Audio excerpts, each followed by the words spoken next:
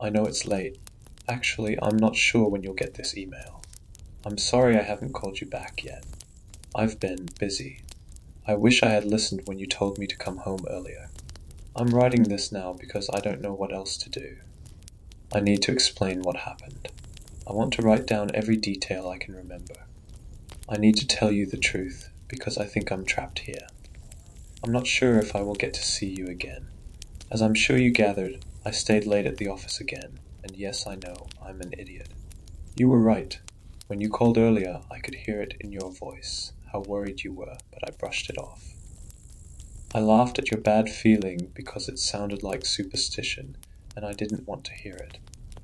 I had work to finish, my deadlines, my clients. I wasn't going to let a feeling pull me away. Stupid, so stupid. I stayed until about midnight. When I finally decided to leave, I grabbed my phone, only to realize it was dead. Completely. It had been plugged in all day, but apparently the outlet just wasn't working. Of course, I didn't think much of it at the time, figured I'd just charge it in the car on the way home. I wasn't in a hurry, big mistake. I took the stairs instead of the elevator, thinking it would be a nice change to get a bit of exercise. 6 flights down, the building was quiet, almost eerily so. There was this oppressive silence as I passed each floor, no distant chatter, no sound of typing. Just the dull hum of the building, the kind that starts to make your ears ring if you listen too long. And the air was heavy, like it was pressing down on me. I felt a little off, but I chalked it up to being tired. When I reached the lobby, it was empty. No sign of DeMarcus, the security guy.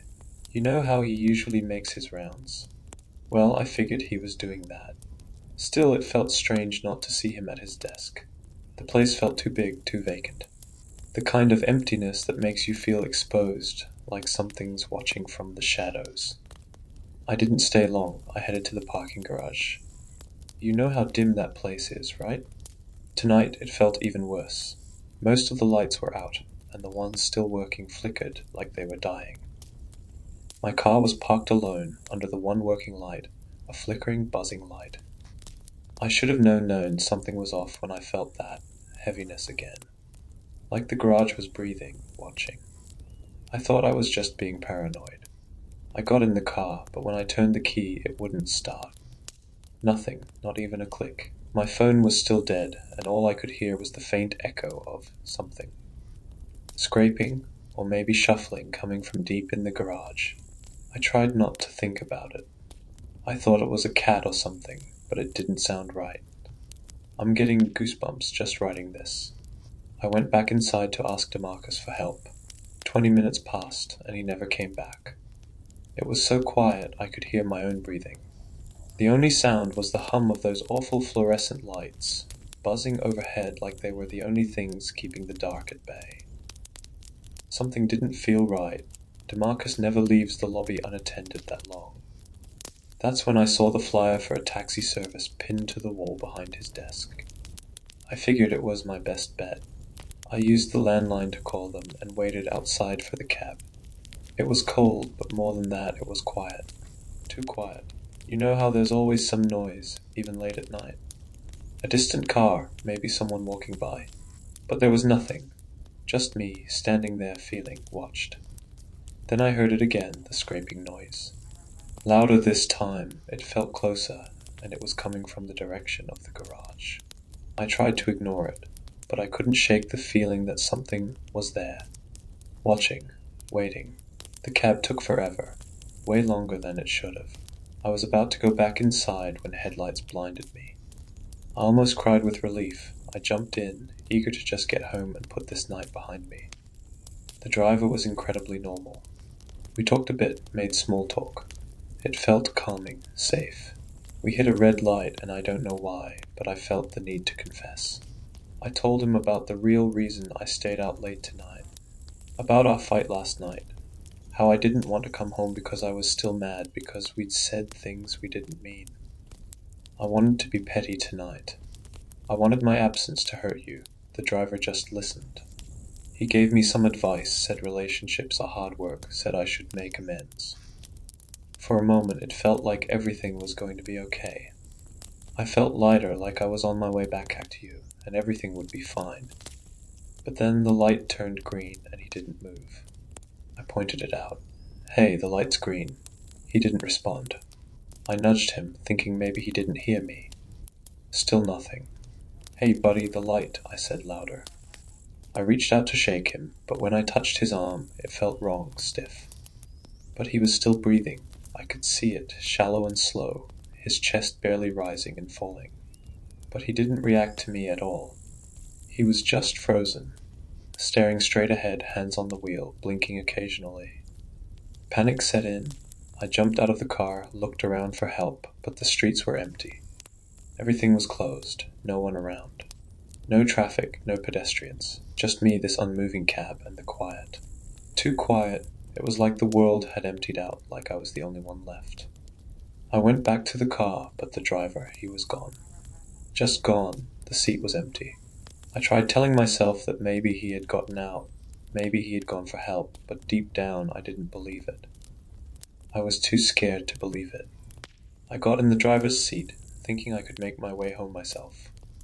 I started driving, hoping to find my way back, but I wasn't familiar with the way the cab driver had been taking me.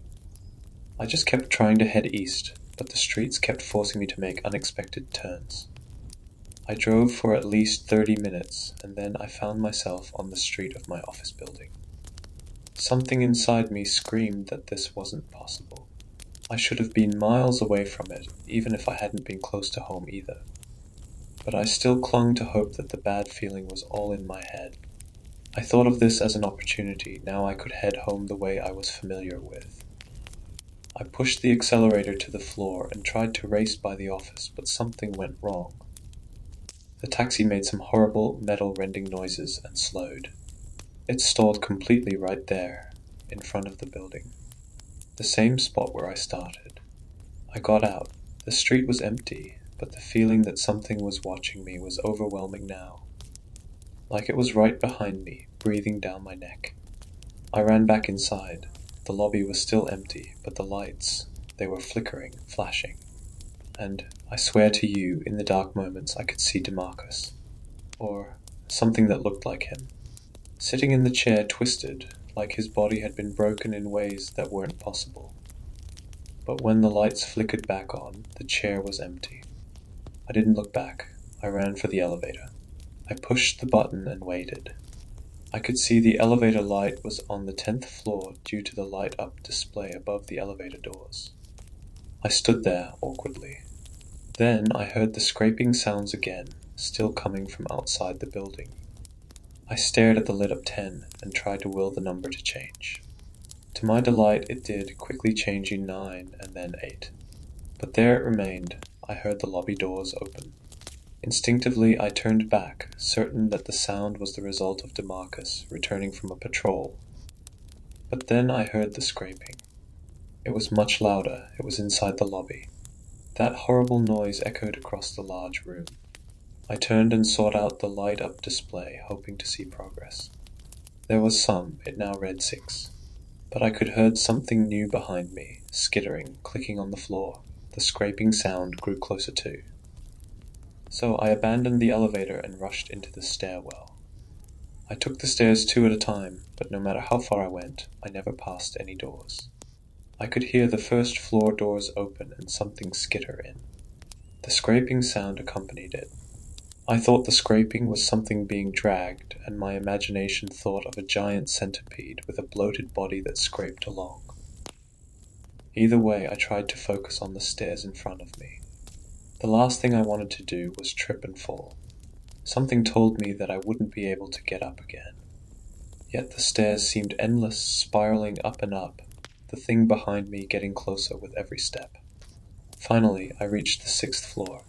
I bolted to my office, entered the side entrance, and slammed the door behind me. I checked 4 times that it was locked. And now I'm waiting here. I've tried everything. The outlets don't work. My phone won't charge. The computers are on but have no internet. At least that thing in the stairwell never seemed to emerge. At least, I don't think it did. Shortly after I started to settle in here for the night, I heard our front lobby doorbell ring. The echo of the bell reverberated through the hollow office hallways, sharp and unexpected. I ran to the door, hoping that it was someone coming into the office early. Something told me that if I just found one other person, I'd wake from this nightmare. Everything would return to normal, but I hesitated when I reached the lobby. We had thick curtains hanging by the entrance. To see who was ringing the bell, I'd have to get close to the door and pull back the curtain. The bell rang again and again, like the person on the other side was getting impatient. The risk was worth the reward, though. I needed to see a familiar face. I tugged the curtain aside. There, just inches away, was a face. Pale, expressionless, pressed close against the glass. Too close. The man's dead, glassy eyes locked with me, staring through me, unblinking. The stranger's mouth was stretched in a faint, unnatural smile, too wide and too still. He stood unnervingly still, as though he had been waiting there for me all along. He otherwise looked like he could have worked here. He looked like a stereotypical businessman, complete with a brown suitcase in one hand. But then the bell rang again. It wasn't coming from the door. It came whenever the stranger, still unblinking, opened his mouth. In a panic, I returned the curtain and retreated to my cubicle in the back of the office. When I could calm down, my only plan was to try and sleep and hope the world would turn back to normal in the morning. But the lights, they won't turn off. No matter what I do, they stay on, buzzing and flickering, just like the parking garage lights. And I can still hear that thing. It's outside the door, scratching, waiting. I tried to sleep under my desk, but every time I closed my eyes, I could feel it. Something watching, getting closer. Keeping my eyes closed was impossible, and yet I kept feeling like the next time I opened them, that stranger's face would be there, right next to mine. But that's not what happened. Instead, the last time I opened my eyes, I got a different surprise. There was a phone, a landline, sitting on the floor in front of me. It definitely wasn't here before, and now it's ringing. It's been ringing for a while. I unplugged it, but it won't stop. I don't know what to do. I'm scared, Susan. I'm sorry. I should have listened to you. I shouldn't have stayed late. I wish I could just come home, but I don't think I'm getting out of here. I'm going to answer the phone. I know I shouldn't, but I don't have a choice. That thing outside the door, it's not leaving. I can hear it moving from our front door to the back, and it keeps trying the handles. But the worst part, none of the clocks have moved. It's been midnight for hours now. I really don't think this night is ever going to end. I just want you to know I love you. I'm sorry I wasn't there, but I never stopped loving you. If I don't come home, please, remember that. Love you always, Fred. Again, this email was found in Fred Settler's drafts folder. Fred has not been seen since the night of October 16th. If anyone has any information regarding his whereabouts, please contact the authorities or his wife, Susan Settler.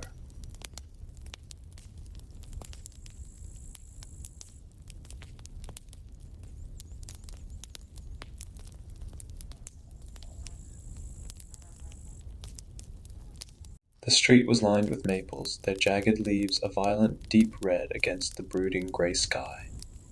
Pale clouds swirled like the smoke from a just extinguished candle. I pulled my coat around me as a brisk wind stirred. In the distance, I could hear the sounds of traffic and people, but the main streets were several blocks from the cafe where Jeffrey had asked to meet me. Jeffrey and I had not spoken in some time. We had been close in university, but he had gone on to practice psychiatry in a hospital, while I had established my private practice on the other side of the city. And eventually it became so that we only saw one another at conferences or by coincidence.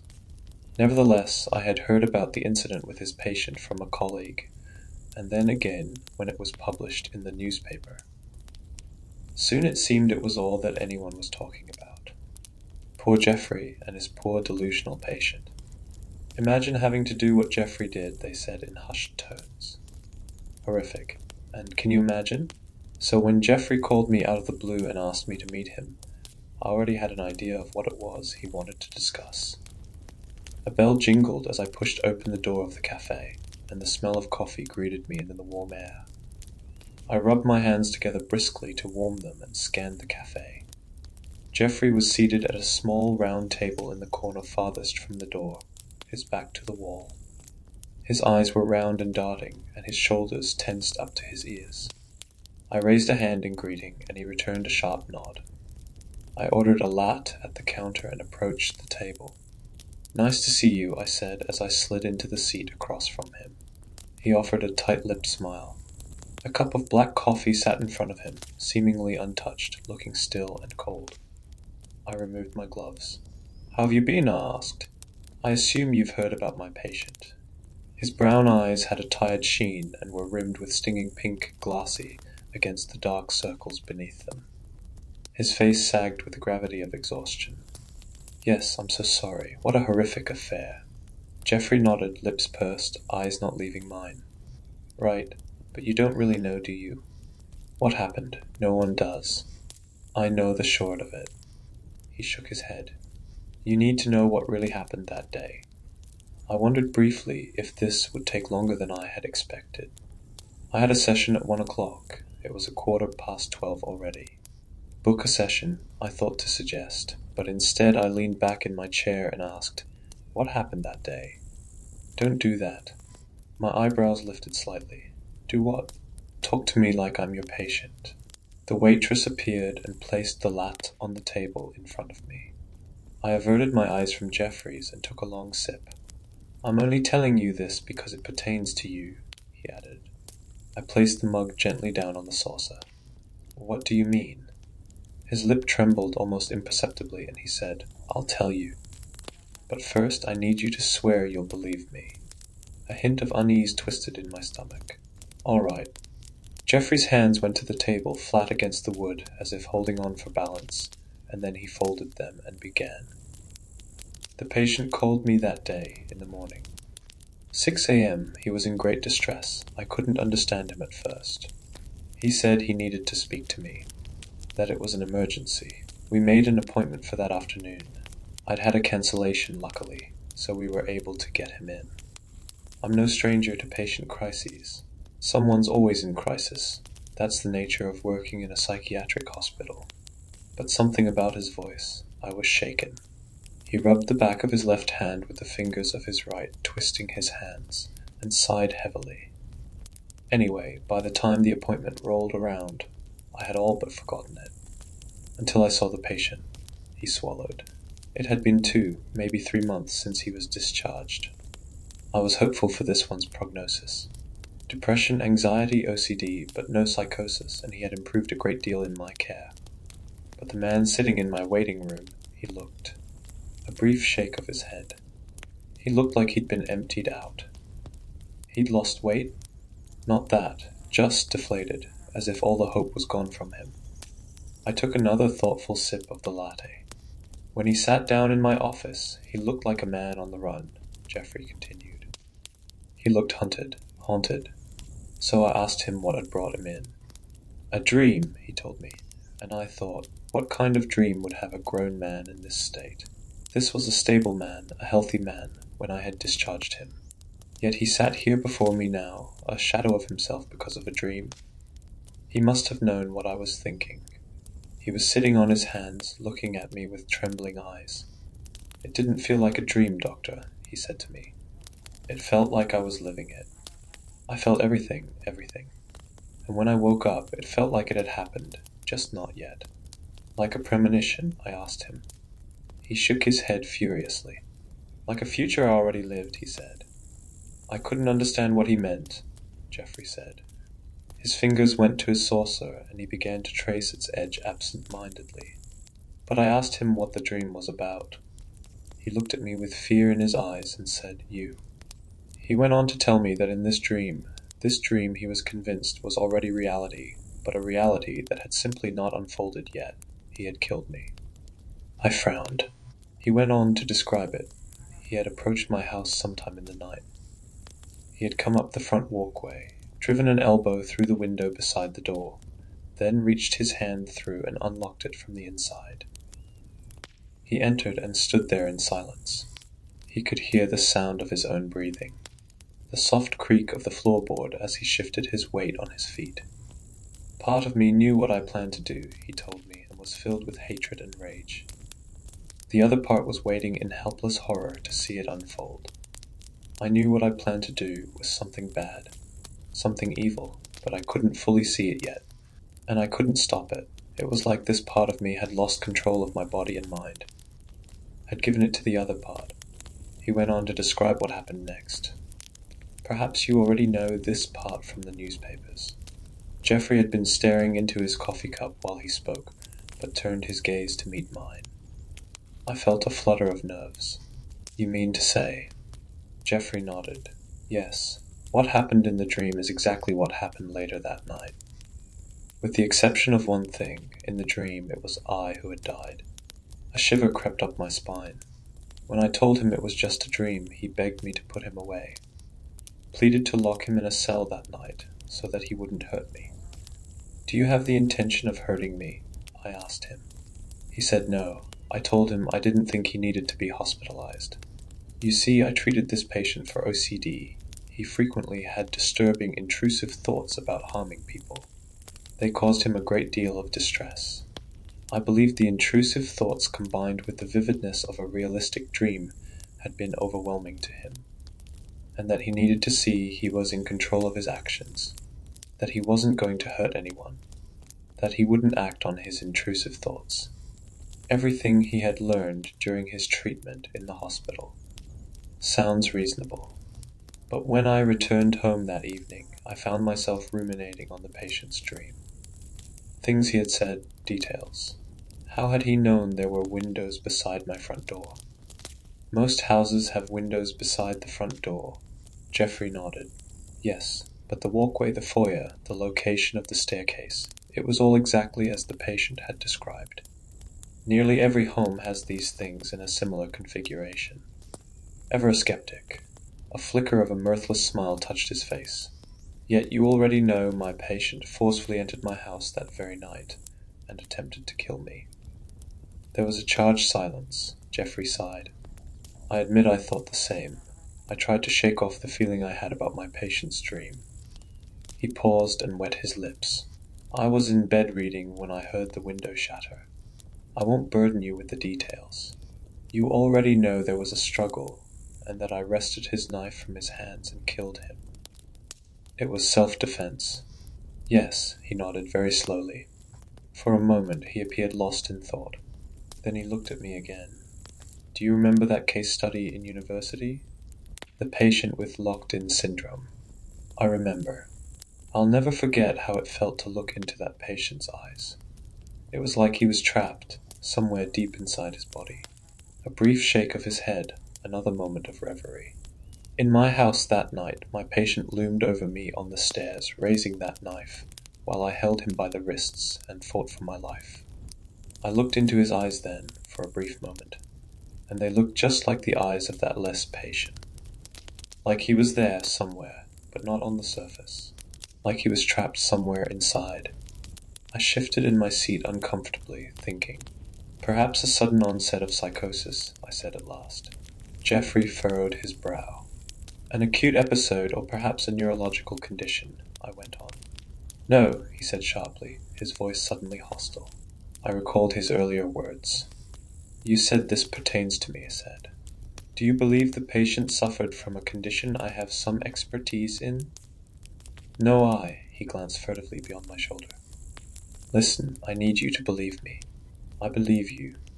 Not what I've said, what I'm about to say. I can't promise that. Listen to me. He leaned forward in his chair, lowering his voice. This is the truth. All right, I'm listening. He began to speak in a low voice, and I leaned forward as well to hear him. I told you I couldn't understand it when my patient described his dream, when he said it wasn't a dream, but a thing that happened, that had already happened, but that simultaneously had yet to come to pass. That I discredited him as having had an extremely realistic dream, but still a dream, nonetheless. I nodded. But I see now that I was wrong, because now I could see the whites of his eyes around his irises. His gaze bore into mine with that imperative, listen to me. Now I've had the dream as well. A dream about that incident? No, a dream that I see. I looked around. There was no one around us.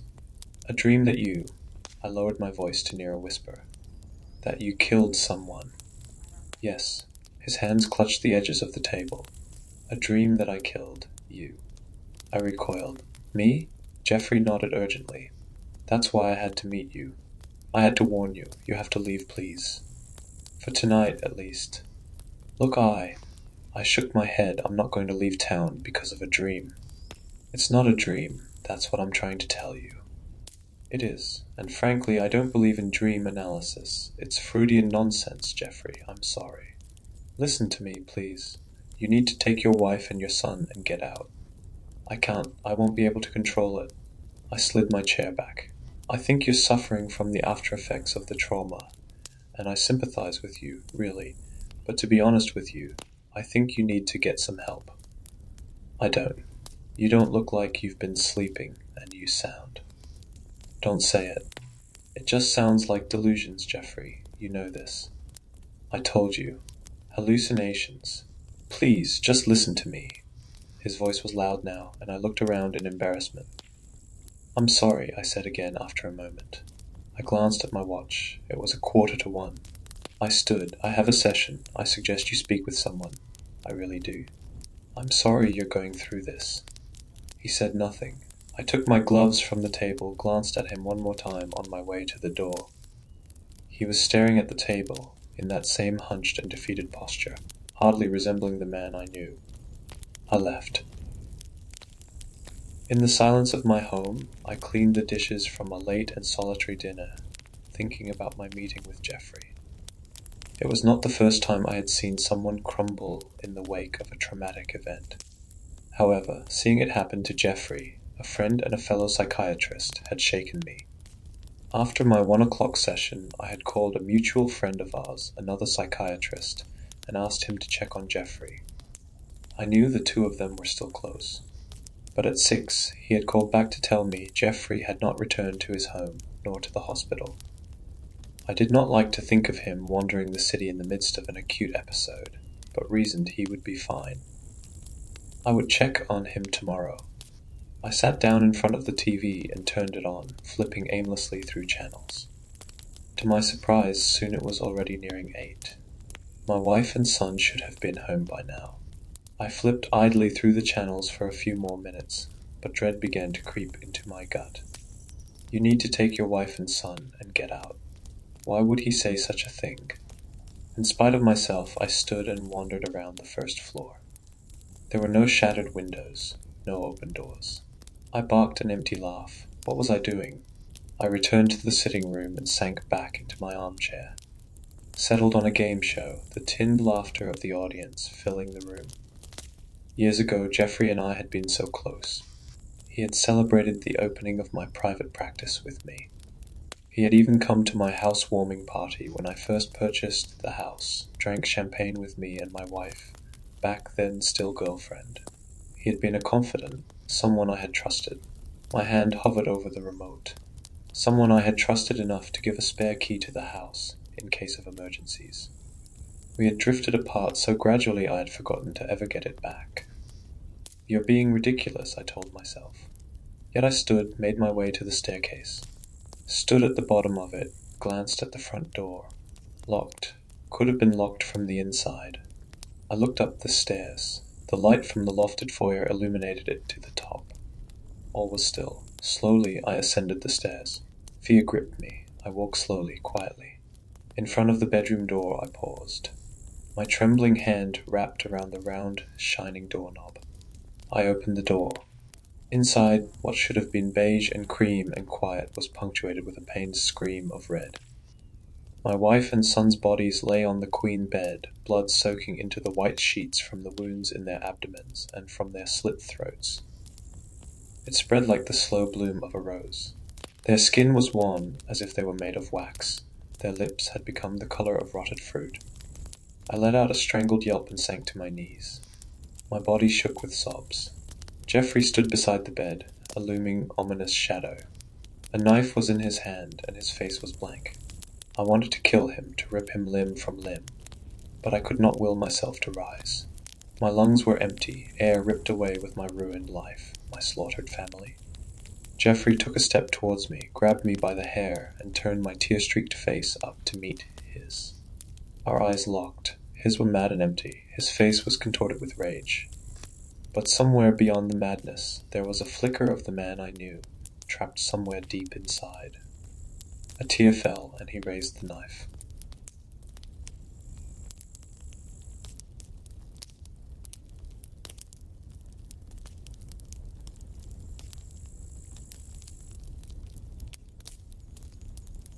When my girlfriend told me that she still hung out with her ex from time to time, I was shocked. Who wouldn't be, right? I mean, we'd been dating for a whole month and a half before she decided to drop the bomb on me. It obviously stung, but honestly, knowing what I know now, part of me wishes that I'd never found out. We were lying in my bed when she told me. I had my arms wrapped snugly around her waist, while some cheesy romance movie that I can't remember the name of droned on in the background. I don't know what made her think to tell me at that moment, but it put a damper on things, to say the least. "Joey, I have something that I need to tell you," Ali said, rolling over to face me. "Yeah, what's up?" I replied, staring deeply into her eyes. I was head over heels for that girl. I was fresh out of high school, and the way I saw it, Ali was my first real girlfriend. The only one worth putting in an effort for. So I never could have anticipated what she told me next. "You remember my ex-boyfriend Luke, right?" A pang of jealousy jolted through my chest upon hearing that name. "I think so. What about him?"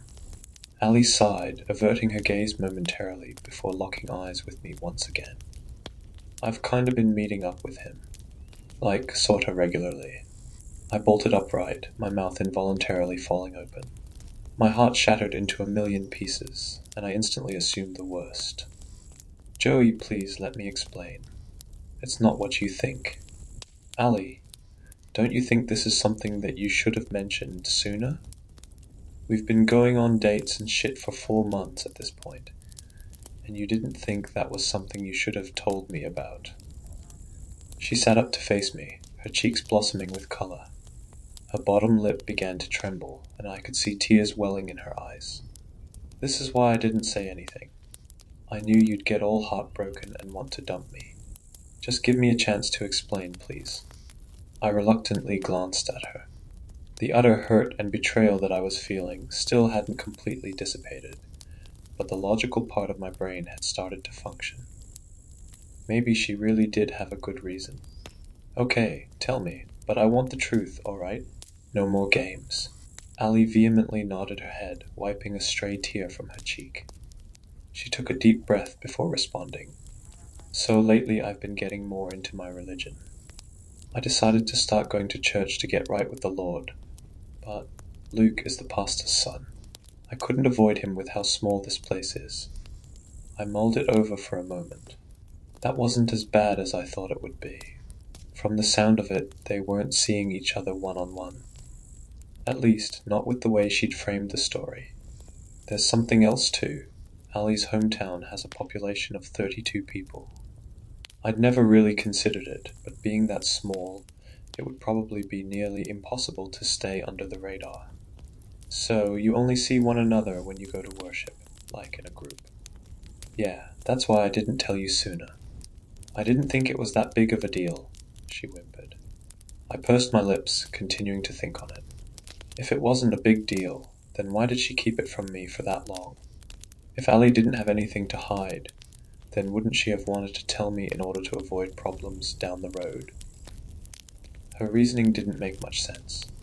But either way, if something fishy was going on, I was determined to get to the bottom of it. "All right, I believe you," I said. Ali instantly loosened up, and she released a breath. "But I want you to do something for me. Anything for you, B. I want to go to church with you," I blurted out, completely cutting her off. Ali's mouth was still agape, the remainder of her sentence dying on her lips. Really?"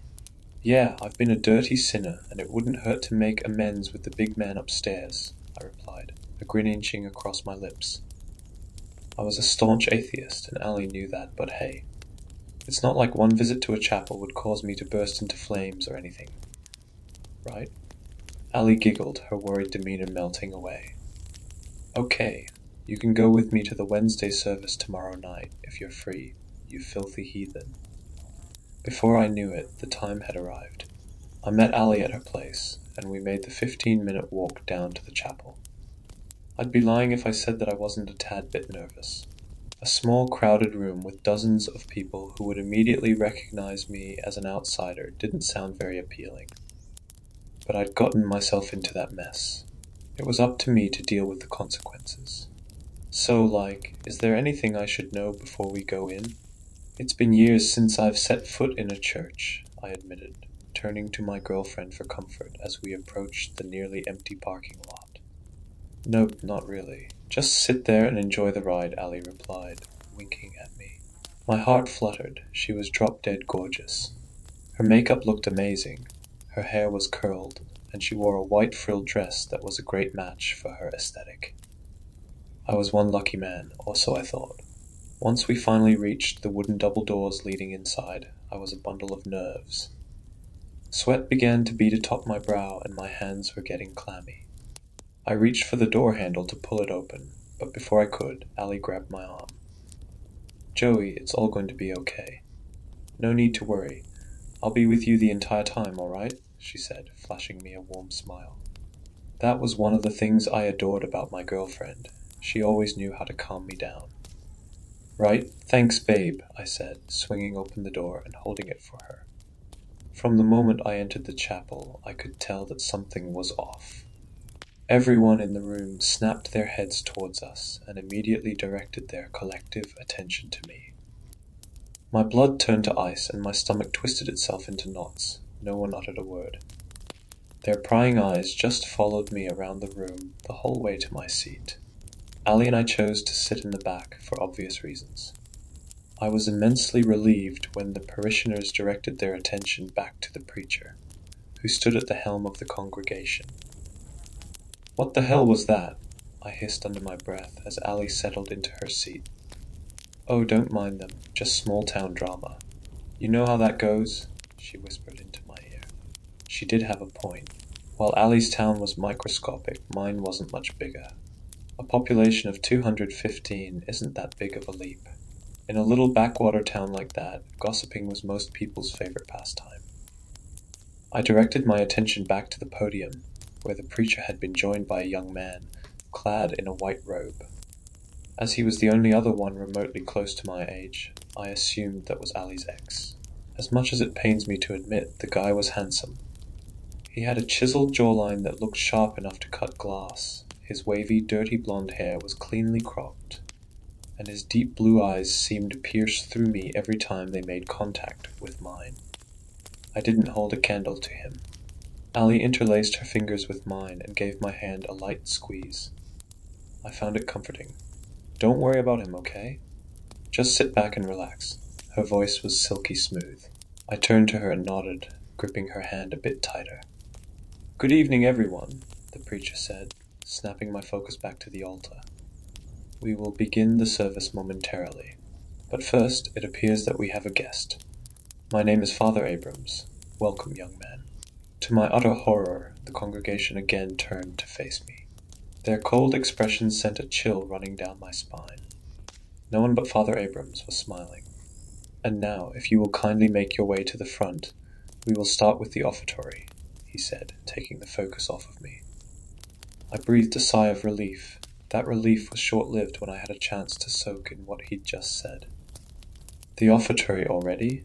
I thought that was supposed to take place toward the end of the service. Why are we doing this now? I thought we were going to have to sing hymns and stuff first, I whispered, as Ali and I rose from our seats. My church is different. Just go with it, Ali replied, tugging me into the aisle. I won't lie, I was mortified walking up to there. Dozens of people were crowded around a plate with a single loaf of homemade bread, their dead, unforgiving stares stabbing through me like daggers. Every instinct told me to run from that place and never look back. But I loved my girlfriend, so I stayed. Now, I wish I would have listened to my gut. Let's begin. Everyone bow your heads. I did as I was told, eager to shake the feeling of being watched. Dear Heavenly Father, I humbly ask that you bless this bread and cup with your divine strength, so that we may better serve you. Let us walk in your holy light and live by your teachings. Amen. Amen. The congregation chanted in unison, startling me. I anxiously glanced up, only to find that all eyes were on me once again. The whole thing felt wrong. The prayer was too short. The people were too harsh. This didn't feel anything like a church should. But I foolishly told myself that I just needed to stick it out a little longer. "Young man, come. Guests go first," Father Abrams said, his Cheshire smile making my skin crawl. I shot Ali a nervous glance before proceeding to the front. Luke stood beside his father, silver chalice in hand. He smirked as he extended it to me. I wanted nothing more than to slap that stupid grin off his face. Nevertheless, I took the chalice, peering at the dark red liquid inside before taking a swig. I grimaced as it traveled down my throat. It was thick and tasted metallic coppery, with a slight sweetness that confused my taste buds. That wasn't like any wine I'd ever had before. Luke then directed me to the loaf of bread. "Take a piece," he whispered in a serpent-like tone. I glared at him as I complied. I tore off a tiny crumb and shoved it into my mouth before rejoining my girlfriend. I watched as each of the parishioners then took a piece of bread, and nothing else. None of them drank from the chalice. A feeling of dread settled into my stomach as I began to feel nauseous. This couldn't be happening. Was I really? Before I even had a chance to process what was going on, the world began to spin violently, and everything went black. The last thing I remember before losing consciousness was the smiling faces of Ali and Father Abrams looming over me. I came to in a dingy, dimly lit room. I rubbed my head and surveyed my surroundings. I found myself in a basement, the only light emanating from several candles placed near the walls. Just what I'd been afraid of. I'd been drugged. A barrage of unwanted emotions hit me like a freight train. Betrayal, fear, confusion. They all coalesced inside me like a nauseating cocktail. Had Ali been lying to me the entire time we were together? Had this been the plan all along? I wasn't just going to take that lying down. I shot up, my vision still hazy, and took a good 3 steps forward. My face planted on the unforgiving concrete when I tried to advance further. It was only then that I noticed my ankles shackled to the wall. I was suddenly fearful for my life. Up until that point, it hadn't hit me how utterly screwed I was. But before I had a chance to process it, I heard footsteps descending into the basement. I squinted in the darkness, trying my best to see who was approaching. My heart dropped when I finally realized who it was. Father Abrams stood before me with Ali and Luke at his sides. Luke's arm was wrapped around Ali's waist, and she was leaning into him. White-hot rage bubbled within me at the sight of them. "You tricked me," I growled, scowling at my now ex-girlfriend. "And you fell for it, hook, line, and sinker. Hate to break it to you, babe, but Luke and I are still madly in love." She made a show of planting a sloppy kiss directly on his lips. I had never felt more hurt and betrayed in my entire life. Tears stung at the corners of my eyes, and my bottom lip began to quiver. Why? Why would you do that to me? I choked out through strangled sobs. "Nothing personal," Ali cooed. "You were just the easiest target." "Yes, Joseph," Father Abrams chimed in, that same wide, malicious smile never leaving his lips. "You see, some may deem it barbaric, but we at the First Holy Church believe that a human sacrifice is required to truly appease the Lord. And your blood will be ready in plenty of time for our Sunday service. They've left me down here. Father Abrams said they have some sort of ritual to do before taking my life. I've given up hope. I'm not sure if they know that I have my phone or not, but I don't think they care either way. Police response times are too slow to make it here before they'd get rid of the evidence. That, or maybe the cops are in on it too. I'm really not sure. What I do know is that I don't have a very good chance of making it out of here alive."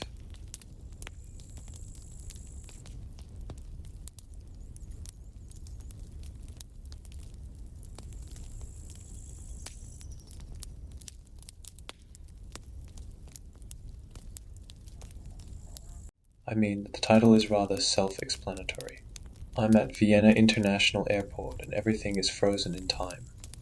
All the morning passengers are here, all of them unmoving like fleshy, warm statues. Looking outside through the window, I see a flight departing, suspended in the air. Next to me, a woman is dropping her handbag, and all the contents are frozen in the air, unaffected by gravity's pull. Suppose I can elaborate a bit, as at the moment it appears that I have. All the time in the world. I was on a business trip in Vienna, and I had to travel back to Paris CDG airport with an early morning flight. On the way towards the terminal, staring out of the cab, I saw the airport lights in the dim, cloudy dawn sky. Some of the departing planes were awfully slow, almost like they were not moving at all. I was thinking of pointing this out to the cabbie, but I chalked it up to tiredness. See, after conference, networking cocktails and 6 a.m. flights are not a great combination, so I was far from being in a chatty mood. Either way, the guy dropped me off, and I decided to have a quick ciggy before checking in. While smoking, I wondered about airports, how fascinating they are. A while ago, during my university years, I had a part-time bartender job at one, and I always found them eerie. They were liminal spaces, areas of the in-between, people just heading there to pass through it, sort of a border world. Of course, seeing airports like that could have been Stockholm Syndrome caused by this student job as well. After all, I needed some sense of wonder to tolerate 5 a.m. shifts, and now many years later, here I am at 5 a.m. again, but this time as one of the travelers, a wandering soul lost in the liminal landscape. I let out a brief laugh. The hangover left me way too philosophical. Yet, the eerie feeling I had turned out to be more of a premonition rather than a hungover inner monologue ramble. Things took a sharp turn for the weird at security. While there were quite a few people, many gates were open, so the crowd moved fast. I got directed towards a freshly opened security station. It was surrounded by tired-looking officers, one instructing me to put my laptops and fluid containers on separate trays, the other two standing behind the metal detector gate, waving me through, and a third one slightly peculiar. He was sitting behind the monitor of the X-ray machine you put your bags through, wearing huge aviators, basically covering half his face. Well, I figured you gotta make a fashion statement somehow, even if you're obligated to wear a uniform. Anyways, I was about to walk through the gate, the metal detector, the symbolic border between the mundane and the liminal. But the very moment I stepped through it, complete silence engulfed everything. I reflectively touched my ear, thinking my earbuds somehow turned on noise cancelling, when I realized that they were in the tray, which slowly rolled down on the pickup area. And that was the only thing moving. Everything else stopped, like someone hitting a pause button. Odd, I figured. I slowly walked back through the gate, but nothing changed. Everything around me stood still. The security guy's hand frozen in a bored wave, a man putting his belt back on unmoving next to me, a family in the other queue, stuck in mid-argument, their small kid, her face trapped in a mid-crying expression, but no sound leaving her mouth. Wish I could do this to kids once the plane took off. Nevertheless, temporal anomalies be damned, I did not want to miss my plane, so I grabbed my stuff from the tray. Yet as I was putting my laptop back into my bag, I saw one thing, well, the absence of it. The security guy with the sunglasses was nowhere to be found. This whole thing did not look like something that respects airport security standards. Walking towards my gate, D24, in the dead silence was certainly an experience. I moved through crowds in suspended animation, or I sure as hell I hope it was that. It would be rather awkward to be at an airport full of dead people. Still, it had a certain beauty. Upon arriving to D24, an unusual sight welcomed me. The monitors showed that boarding was open, and indeed the doors were ajar, but the flight destination, instead of Paris CDG, just looked like a jumbled mess of characters. Now, while my app said that this was the correct gate, I did not want to end up at the wrong location, so I decided on not boarding for now, waiting it out instead, hoping that a staff member or an announcement will clear up the confusion soon. I was a bit hungry, and the nearby bar seemed albeit overpriced, but fairly attractive. I walked over, crisscrossing the statue-like crowds. I grabbed a sandwich, and as the staff was unavailable on account of being frozen in time, I decided to walk behind the till to the coffee machine and help myself to some drinks. For a moment I entertained the thought of making myself a nice flat white, but I figured that if time restarts and I am standing in a restricted area steaming milk, I may get some angry looks. So I opted for an espresso instead.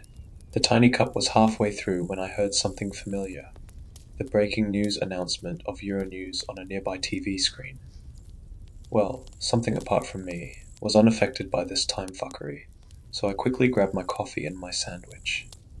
The total was €12.30, so I put a tenner on the counter and figured they can keep the change.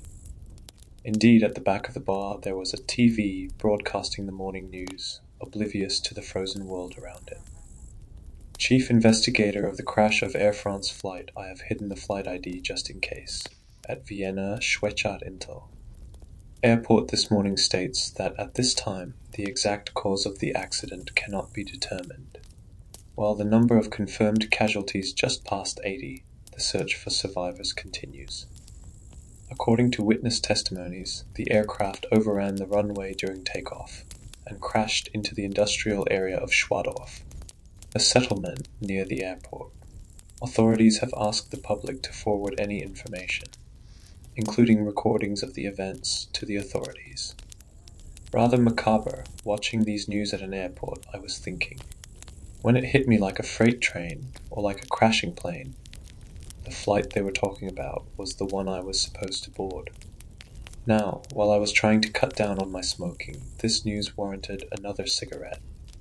The airport has a nice smoking area looking at the runway where a flight was taking off, except it wasn't, as it was just floating silently in a surreal manner. Some sight for a smoke, yet, as I was clicking my lighter, I noticed something weird. Well, something that should have not been weird, but in this specific scenario it was rather unusual. A few airport technician-looking guys, in high-visibility vests, cargo pants, and despite the cloudy early morning, dark aviator sunglasses were walking around. Actually walking, while the world around them was dead still. I'm back now at the restaurant, typing this down on my laptop. Now I know that my demeanor may feel like I'm not taking the situation seriously enough. But trust me, this is my defense mechanism when I'm positively shitting myself, which is pretty much the case now. I'm not stupid. I saw the news of my crashed plane, and I can connect the dots. I'm wondering if this is limbo, death, or some otherworldly shit. But the call of nature is disrupting my spiral into anxiety.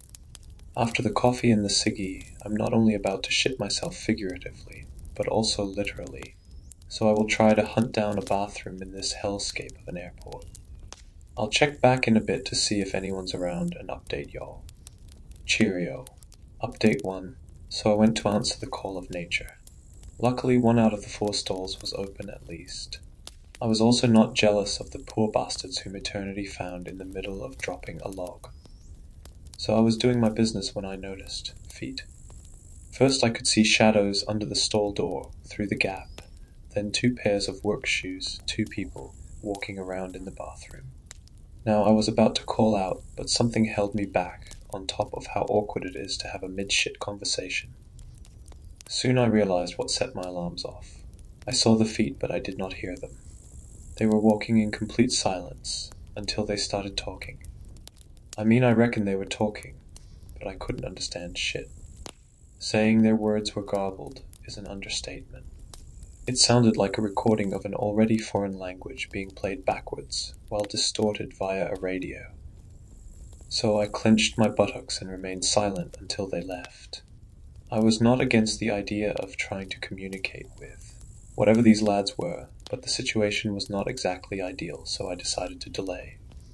Instead of immediately heading back towards the bar near my gate where I've left my luggage and my laptop, I wandered around a little bit, as my plane was not about to leave. Upon inspecting the motionless terminal, I found some of the guys I've seen earlier on the runway, and in the toilet. Contrasting how everything was halted around them, they stood out being busybodies, but they were always behind locked doors, on different floors, or otherwise inaccessible territories, in parts that you would normally not notice while wandering around an airport. Forgive me for sounding like a broken record with the whole liminal spaces thing, but this was another aspect of that. When you're at a place like this, a place of transition, there are so many little nooks and crannies you just look straight through.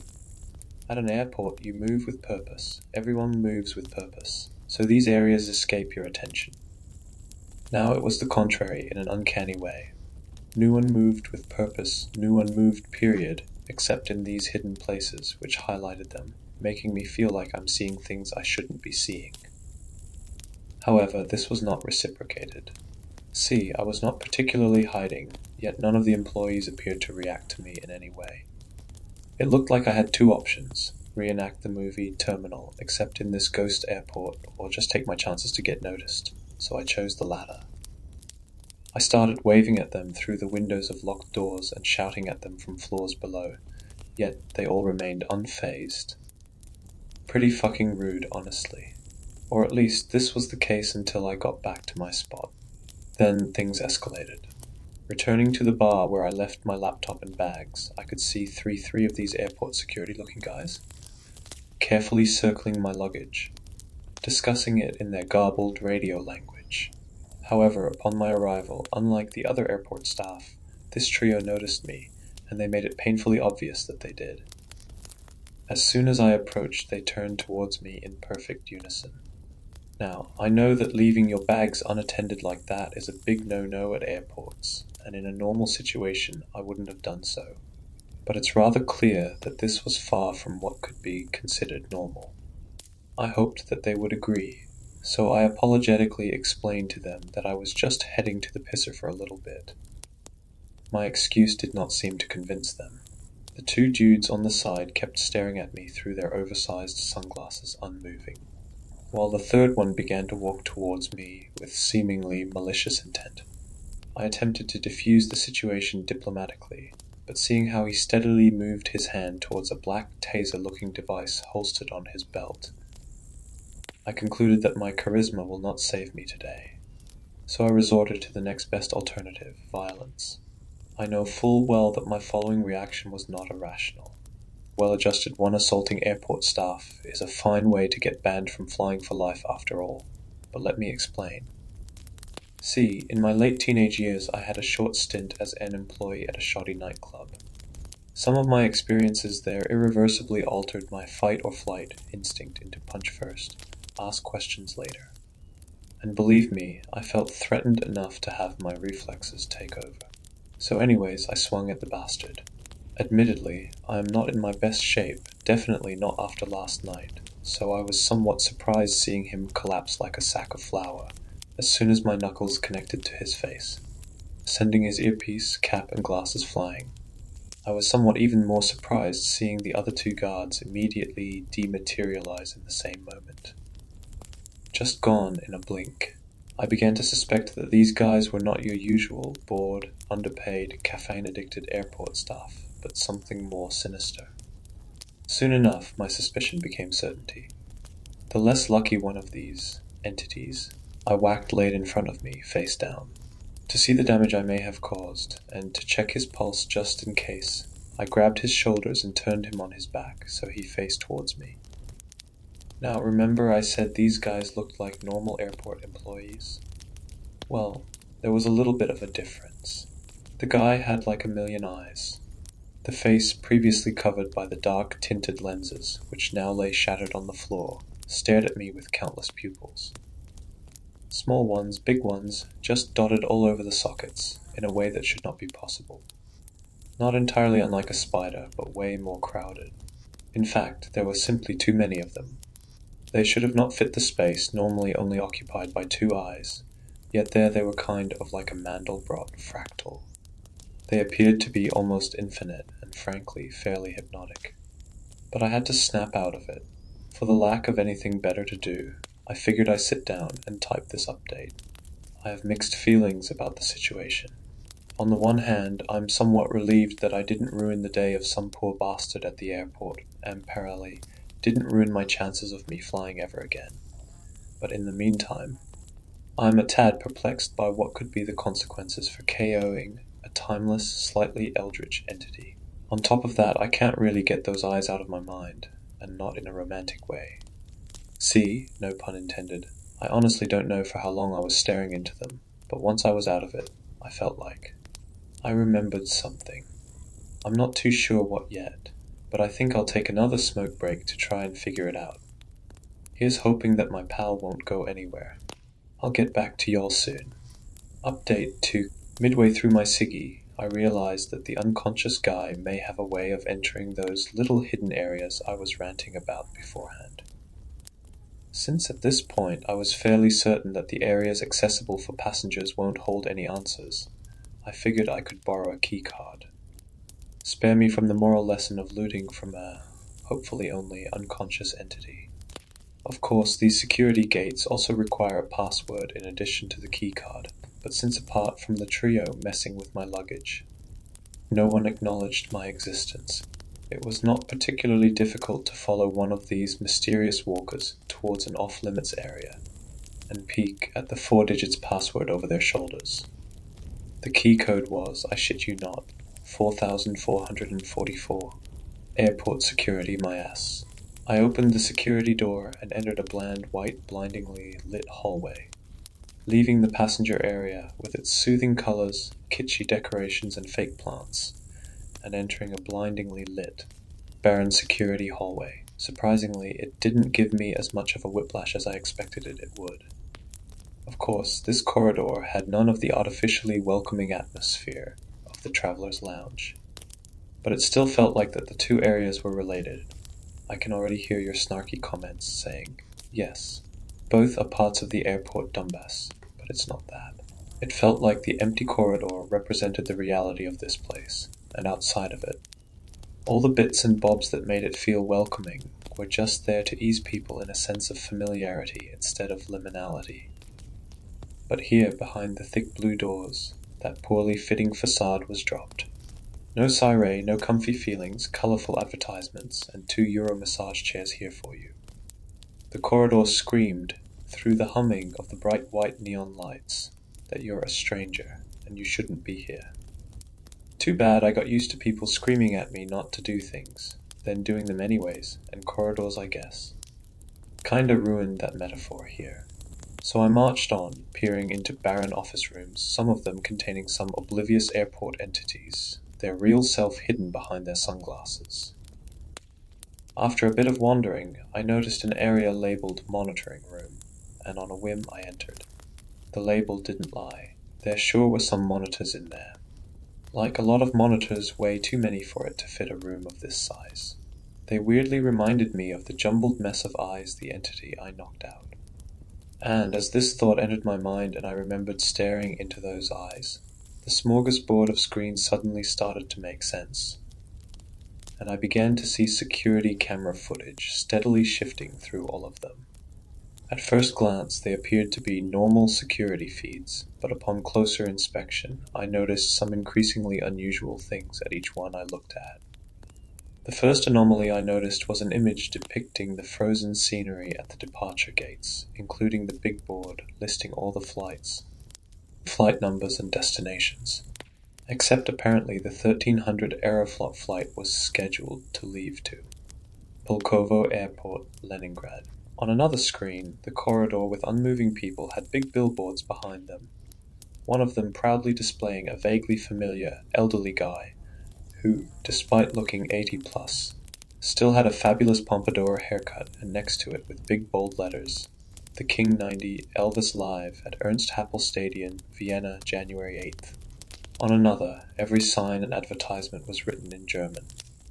I'm in Austria, but still the complete lack of English was unusual in an international airport. In addition, airport security was wearing uncomfortably sharp uniforms with red armbands. As I looked closer in a corner of the screen, I had to do a double take, as a sizable portrait of a certain mustached failed artist and piece of shit was there on full display. Each screen I looked at showed this airport, but subtly or less subtly altered.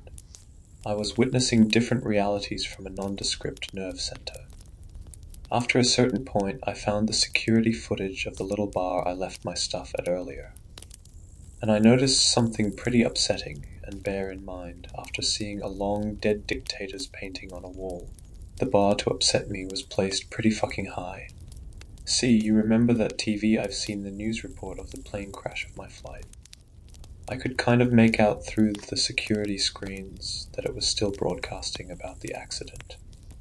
The issue is, the broadcast was the same in all the alternative realities, no matter how many screens I was looking at.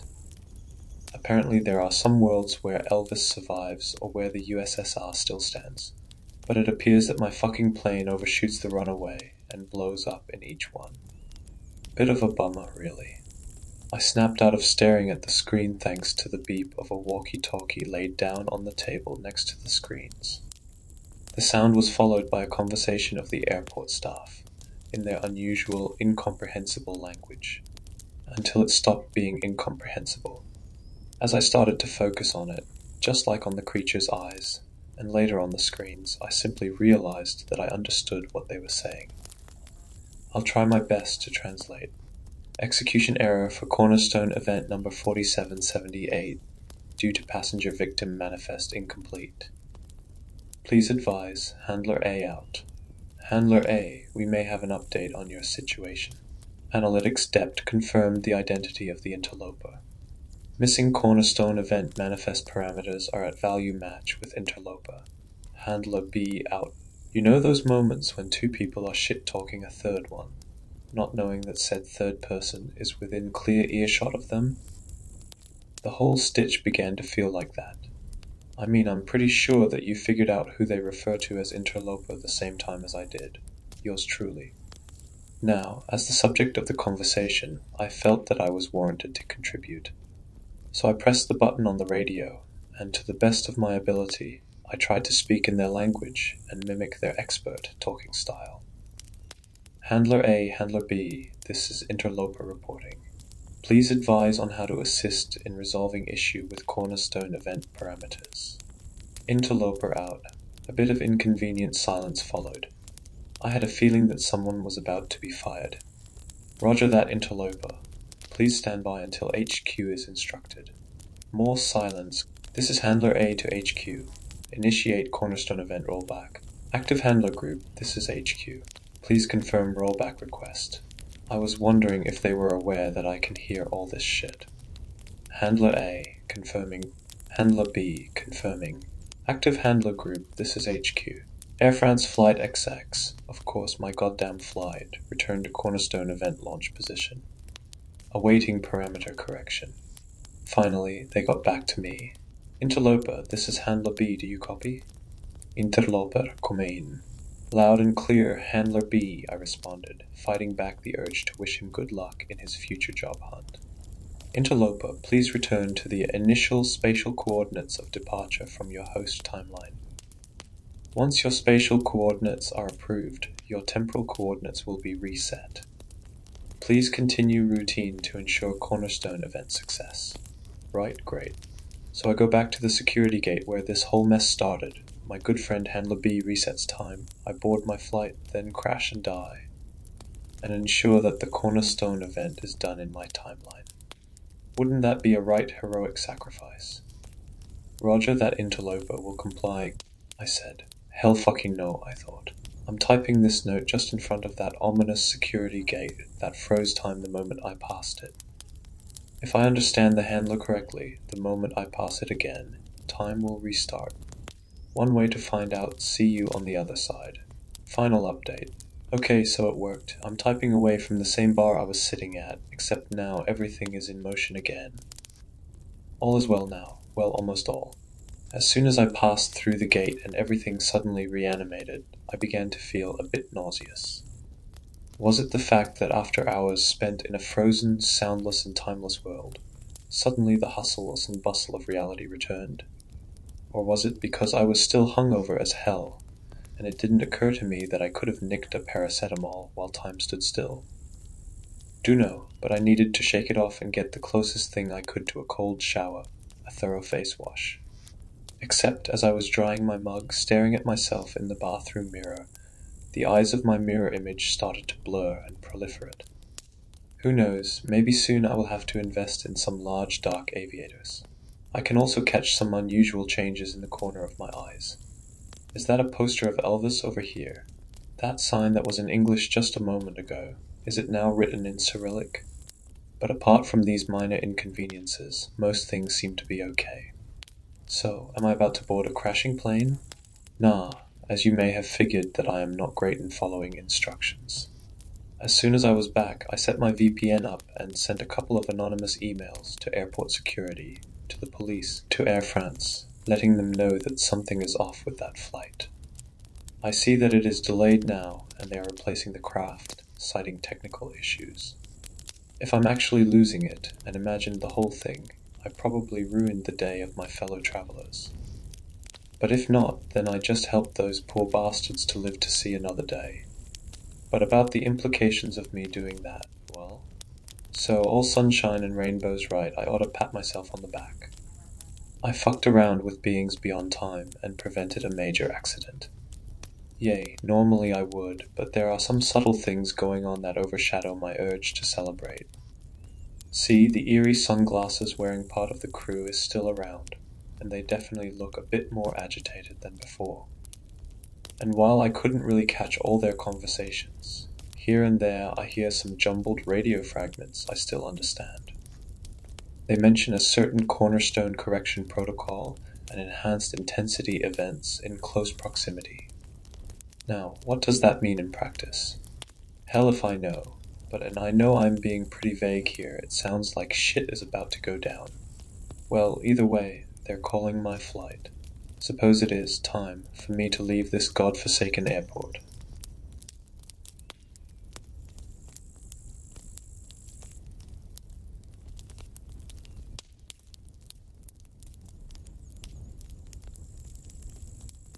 I remember the accident like it was yesterday. Unlike many people who say they can't recall their crashes, I remember every detail of that day. It was winter, and the sun was setting early in the evening.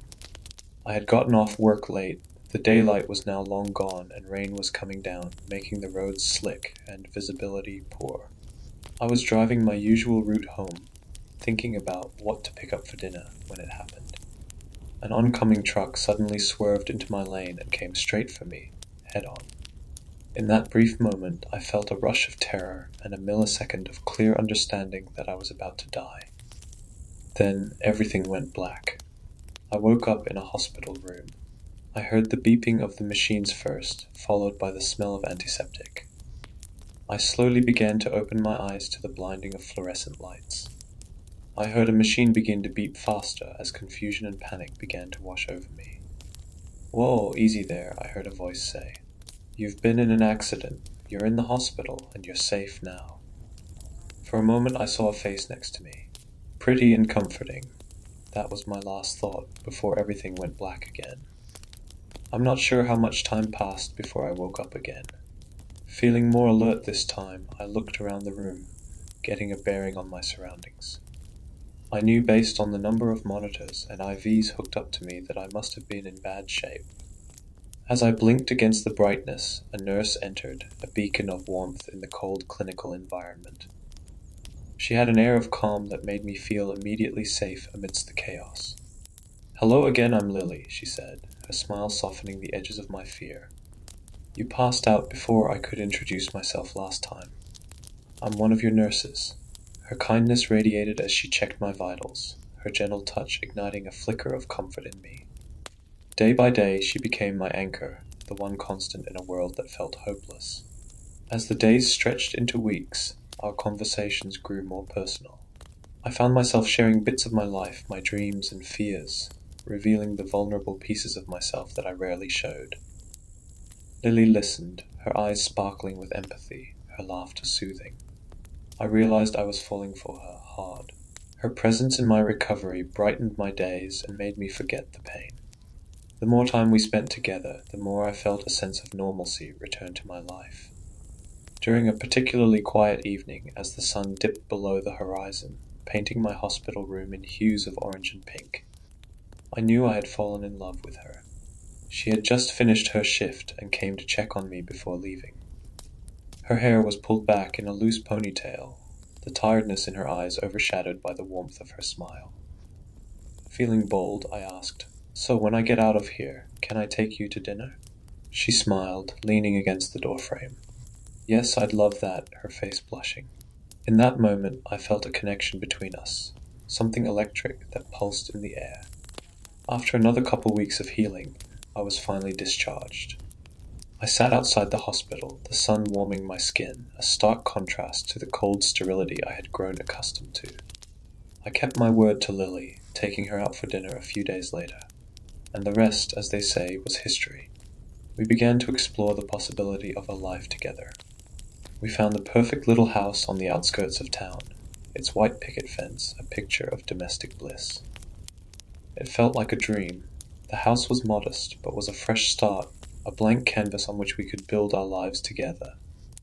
We spent countless hours painting the walls, arranging furniture, and filling the space with our personalities. As we settled into our new life, I couldn't have been happier. Lily was everything I had ever wanted, kind, intelligent, and fiercely supportive. It was as if the universe had conspired to bring us together, and for the first time in a long while, I felt a sense of belonging. I felt thankful for the crash that brought her to me. Months passed, and we only grew closer. We shared dreams of starting a family and growing old together in that cozy little home. We'd sit on the porch watching the sunset, discussing our plans and laughing at inside jokes. But over time, something started to change in that house. Something started to change in Lily. It started as small things. Objects would get misplaced. The trash can would be knocked over. Lily and I would tease each other for being forgetful, each of us assuming it was the other. But then things began to happen that I knew couldn't have been her. One night, while cooking dinner, I got the milk out of the refrigerator and set it on the counter. When I turned back around, it was gone, back in the refrigerator. Doors would creak open, the TV would change channels by itself. I began to feel uneasy in the house, like I was being watched.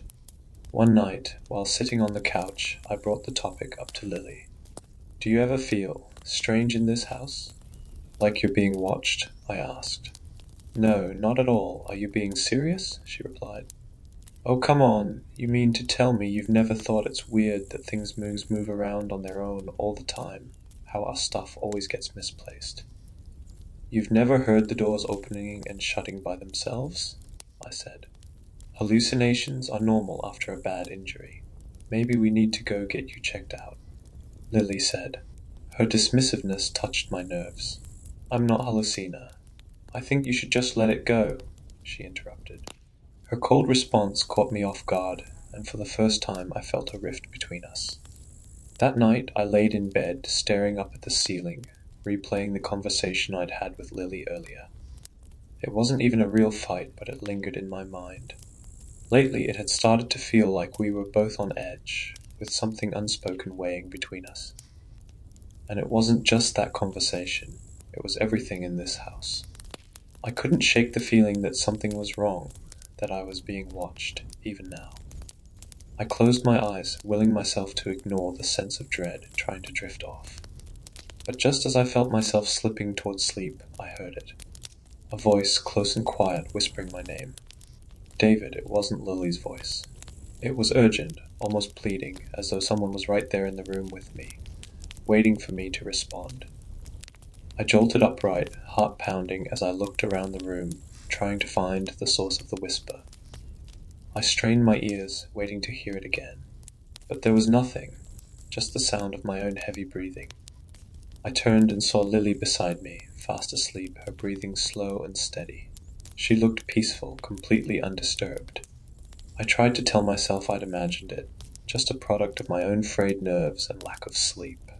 But as I lay back down, I couldn't shake the feeling that someone had been there, close enough to whisper right into my ear. I woke up the next morning, more on edge than ever after my experience the night before. But Lily was in good spirits, and her kind and fun personality was contagious, bringing me out of my slump. And for the next few days, things seemed to settle down. No strange noises, no objects moving, just quiet nights and a gradual return to normalcy. I started to feel more like myself, and I wondered if maybe it had all been my imagination. Stress from moving, adjusting to a new life together, recovering after my injuries, nothing more. We'd started laughing together again, our conversations and routines falling back into place.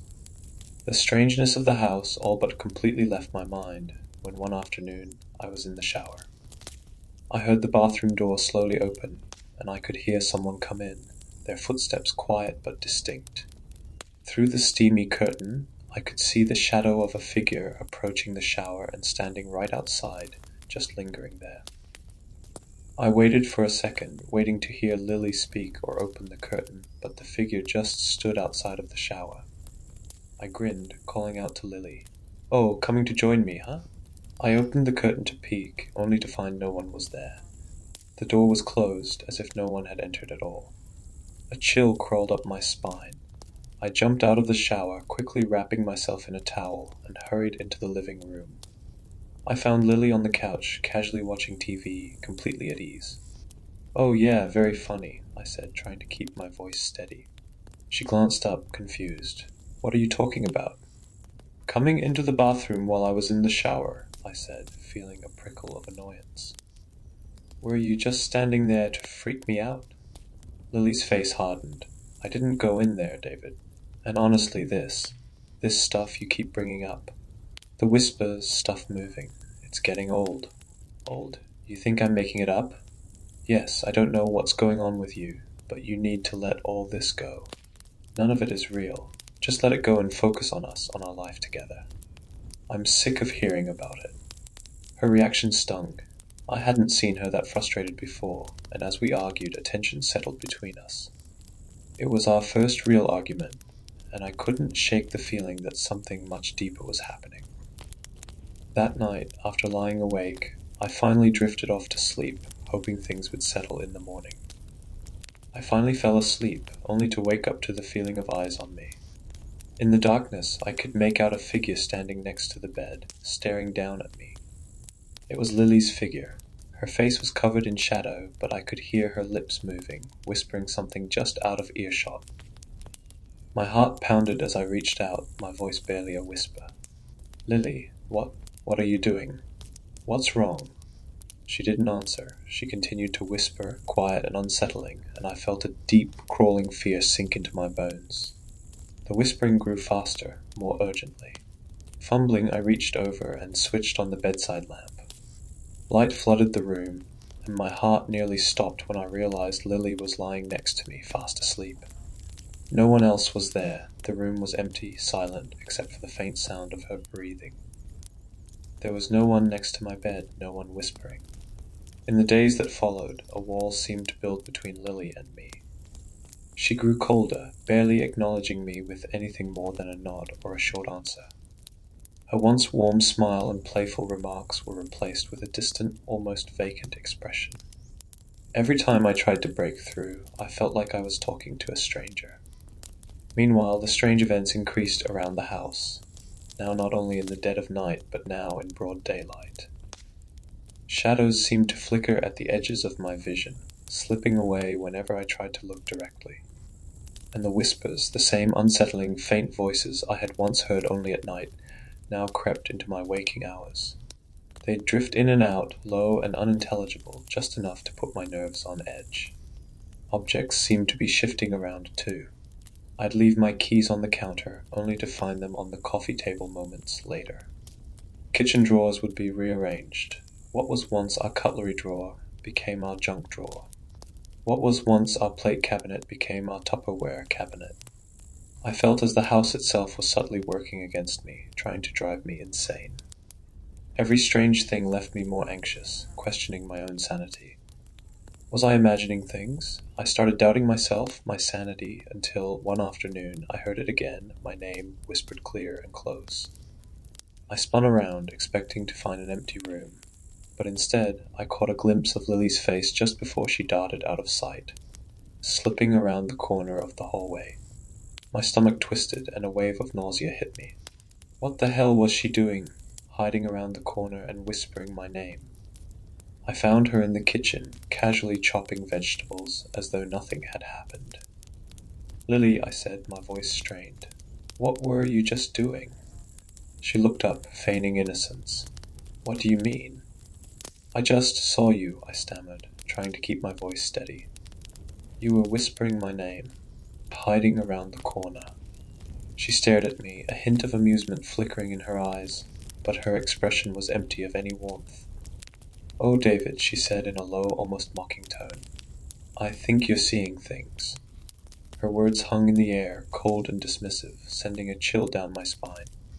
The way she looked at me, almost taunting, made my skin crawl.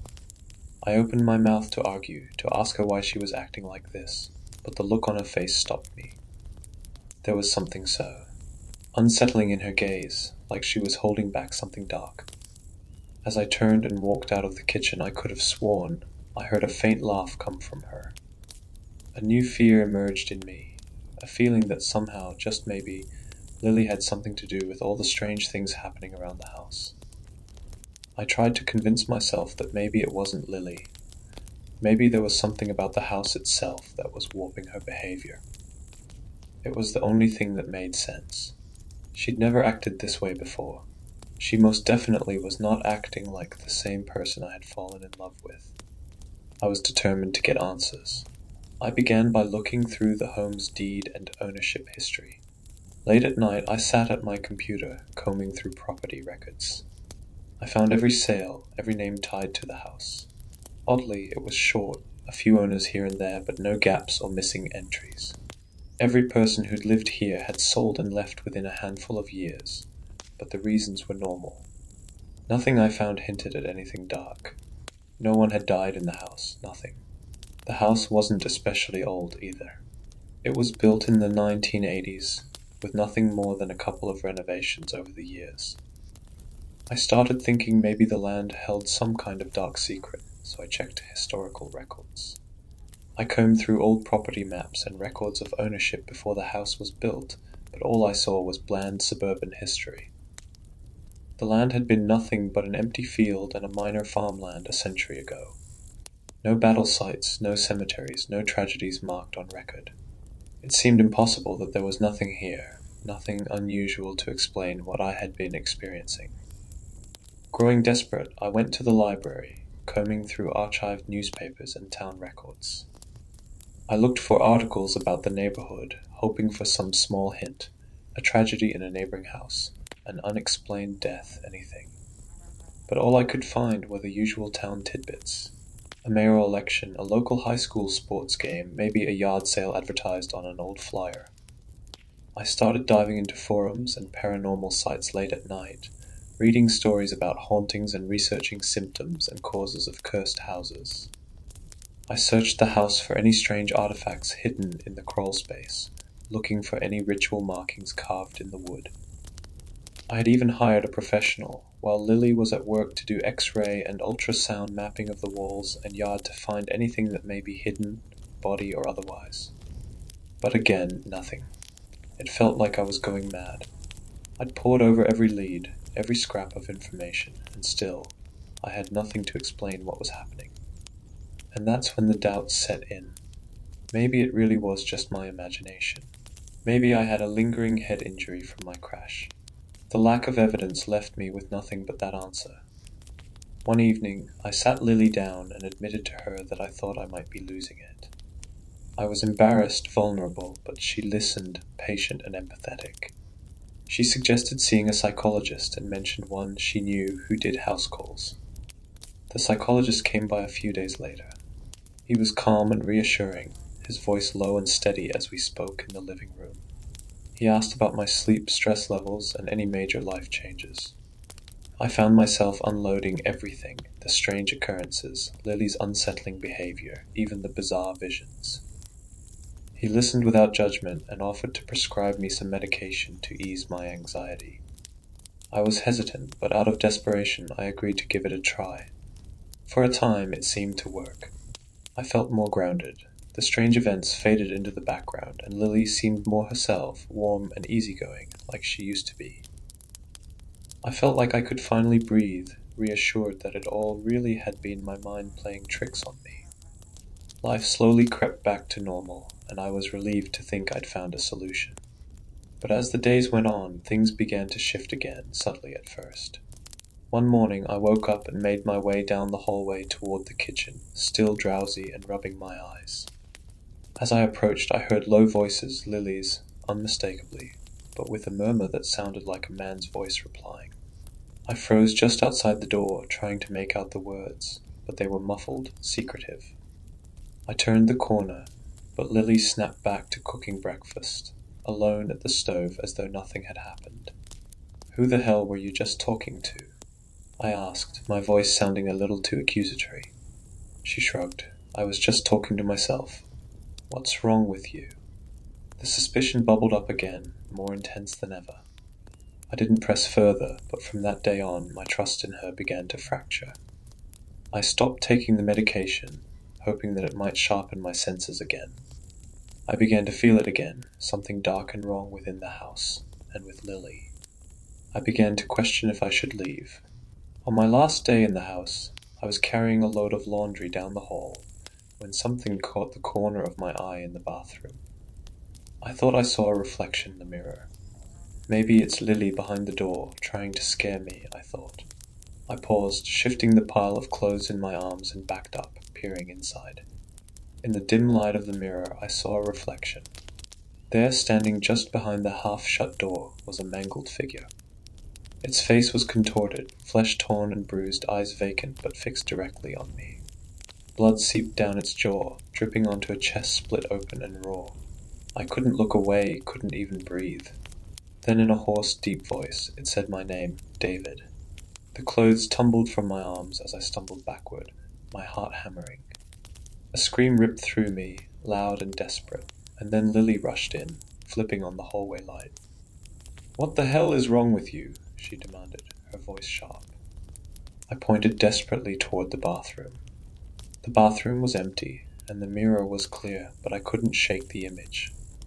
I tried to explain, but she waved it off, her face tight with irritation.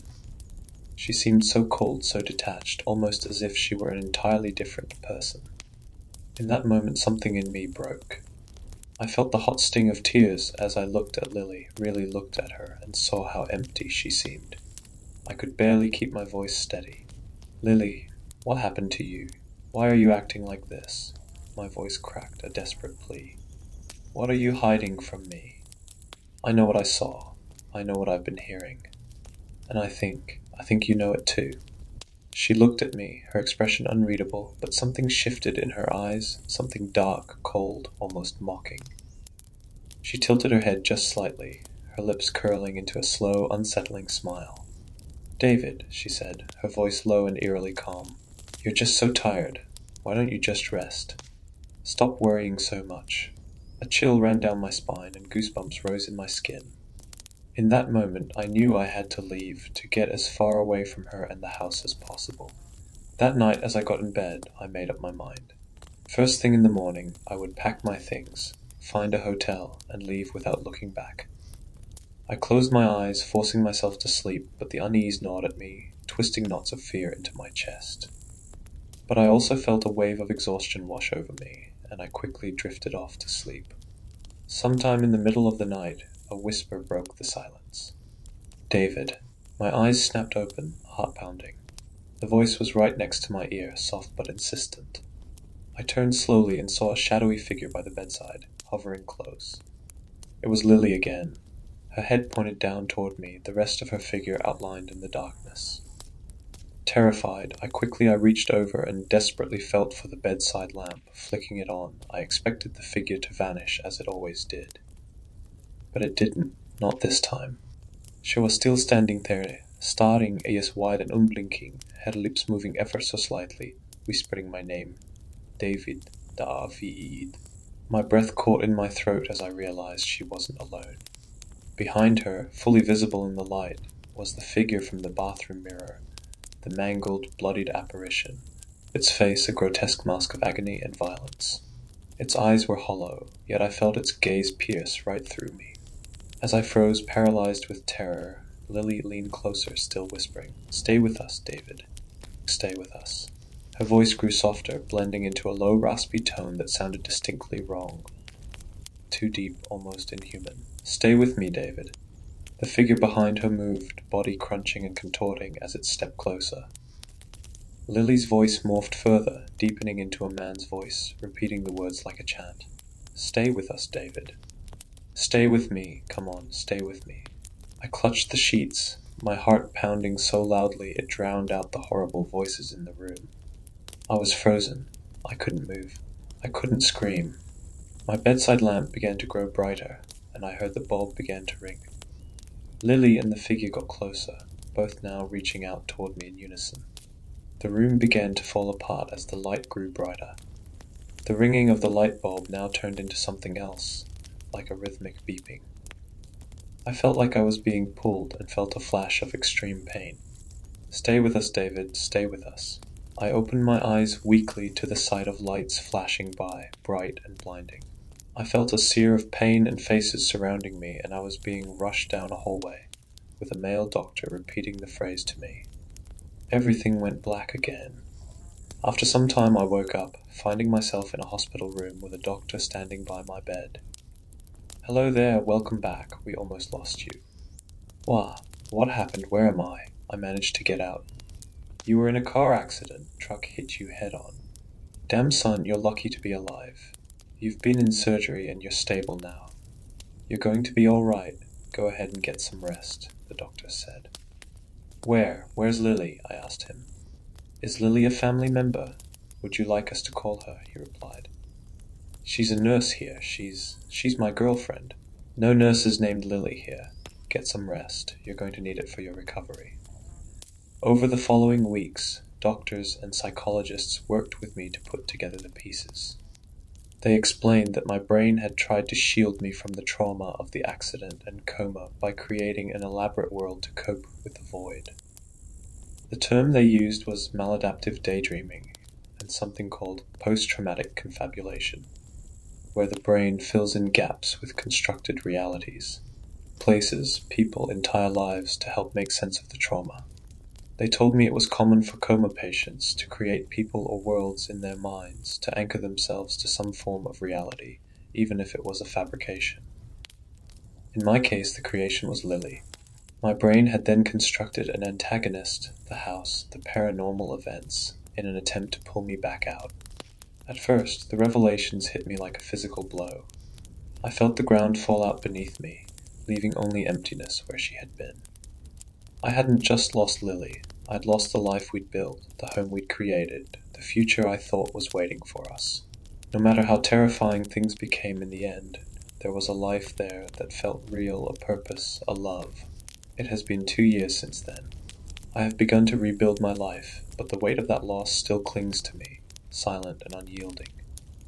Friends and family urge me to move on, but I feel tethered to something that no one else can see. Every time I try to meet someone new, I'd feel the ghost of Lily beside me. Even though she wasn't real, nothing could match the love I felt with her. That connection, imagined as it was, left a mark that no reality can seem to replace. One doctor called it a phantom limb of the heart. The absence of her is something I feel as clearly as if she'd truly been there. Despite knowing she was never real, I still find myself longing for the love I'd had with her, even down to the fear, the mystery, the strange events. It was all something real to me. I still dream of her sometimes, her face still as clear as when I had known her.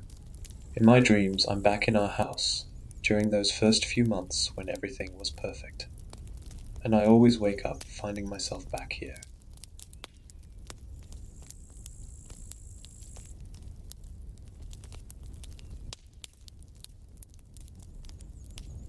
I guess your career path can take a sudden turn.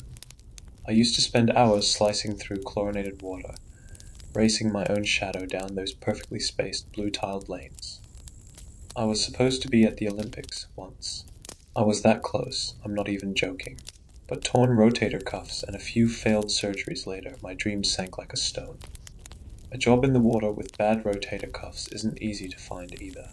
Most companies don't want to take a chance on someone who might struggle, lifting even 20 pounds above their head. So I've been desperate. I've been taking gig work mostly. For a while I was teaching basic scuba classes to tourists, getting them ready for certification. But lately, I've been getting hired by a company called Fjord Explorations. They've developed some new submersibles and are testing them in the Norwegian trench. And one of my old coaches is involved with the company. His wife is one of the investors. It's a tiny metal sphere covered with cameras. Claustrophobic if you let it get to you, part of a new line of business that Fjord Explorations is venturing into. Deep sea exploration for the everyday consumer. Designed to drop way deeper than any regular Joe is ever really meant to go, pushing the boundaries of what we know about visiting seafloors. Honestly, as the test has been getting closer, I've been psyched. I'm going down 700 meters and giving feedback on their first human passenger test. I'm also low-key terrified, but it's not like I was gonna say no. Inside the submersible was freezing. Way colder than I expected. The pod was tiny. Imagine you're in a spherical MRI machine standing upright, fully strapped in. The entire front panel of the pod is a special glass, a viewing porthole. They're sending me down, pulling me up. Easy. Ready, Maria? Crackled through the speakers, snapping me back to the here and now. I stared out the porthole at the water. It was this endless, gorgeous blue that was just begging me to come get lost in it. Shit, I guess so, I replied, adding a grin. With a lurch, the pod began its descent. 50 meters. I watched as the world outside shifted from bright turquoise to this dark, almost navy blue. Sunlight still pierced through, casting streaks across the water like an underwater cathedral. The kelp swayed gently, and I could see schools of fish darting around. 100 meters. It was getting murkier.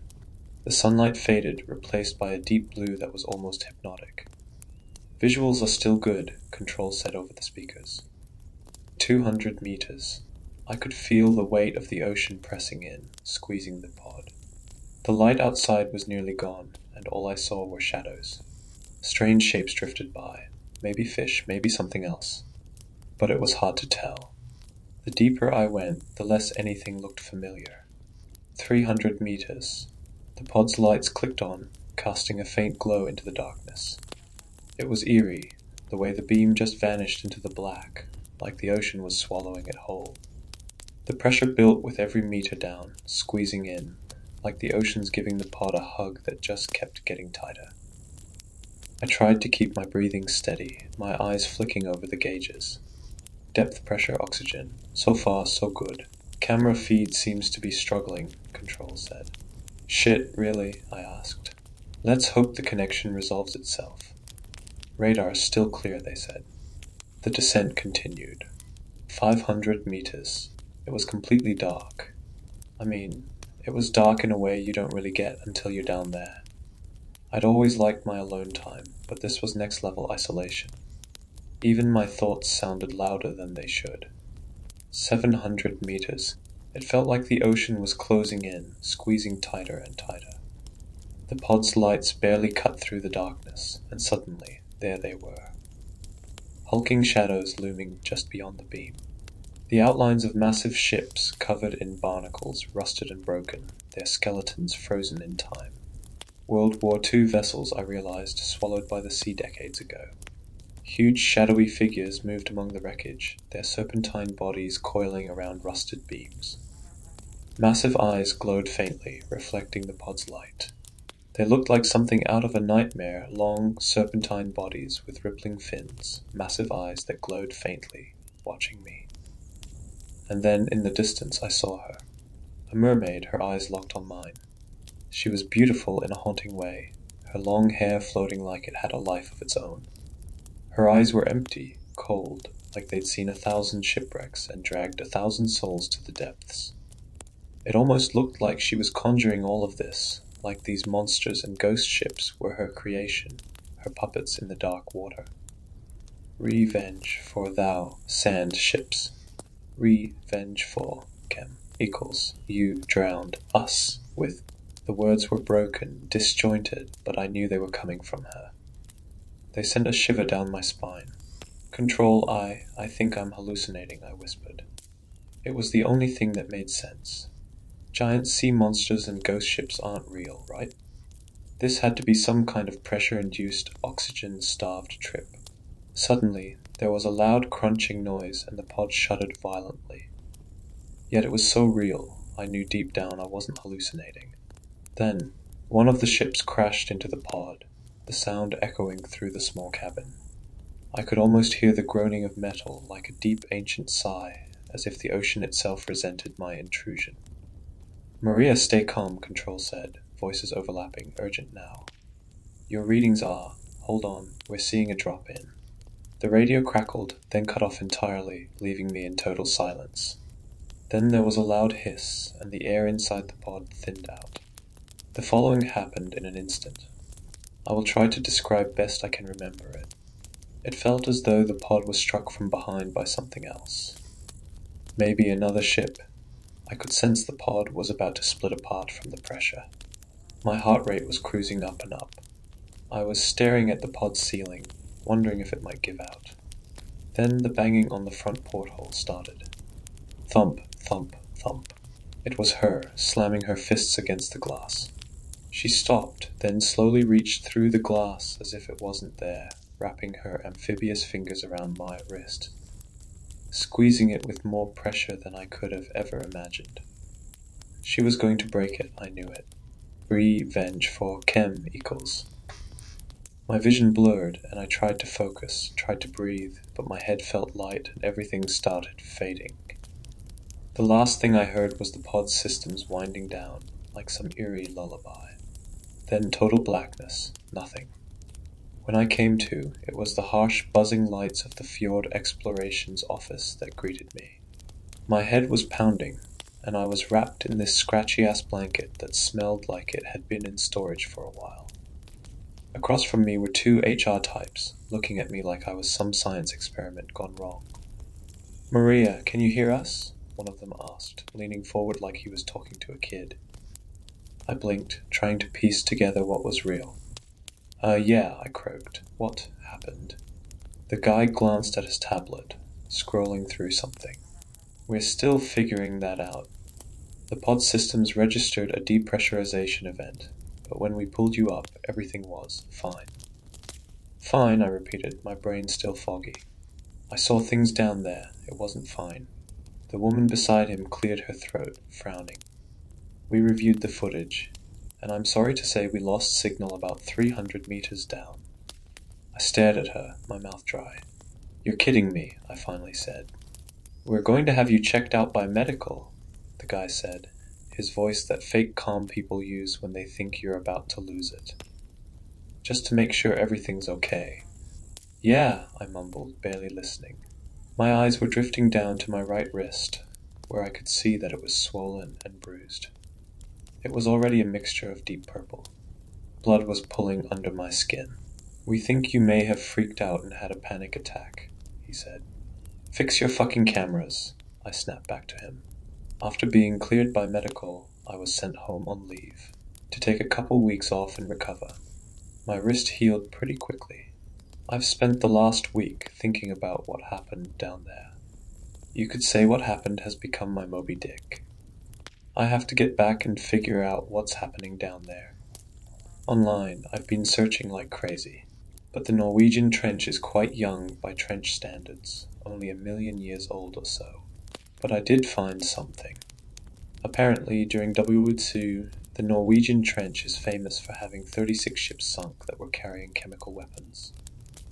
The attack was approved by the Norwegian government, never recovered. So I wonder if this has to do with what I heard down there. Revenge for chemicals they drowned in. But the 1,000 ships part doesn't make any sense. I think this mermaid figure knows the full story. My apartment isn't far from it where we dropped the pod. I'll catch myself glancing out the window at the fjord. The water looks so calm, so normal, but I know better now. I've seen what's down there, even if no one else believes me. It all started with a single pimple too on my left cheek, large enough to notice, small enough to disregard. I ignored it and continued brushing my teeth. I made sure to wash my face very thoroughly and went down to my car to drive to school. But as I was backing out of the driveway, I noticed something in the rearview mirror that made me pause. There was another pimple, slightly smaller, nestled right next to the first one. It honestly freaked me out a bit. I was pretty sure that wasn't there before, but I reassured myself that there was no way a pimple could grow that fast. I must have just missed it in the bathroom. By the time I pulled into the school parking lot, the pimples had multiplied into a little cluster. About a dozen little orbs of pus stuck to my face. I decided then and there that something was wrong. I skipped first period and went straight to the nurse's office.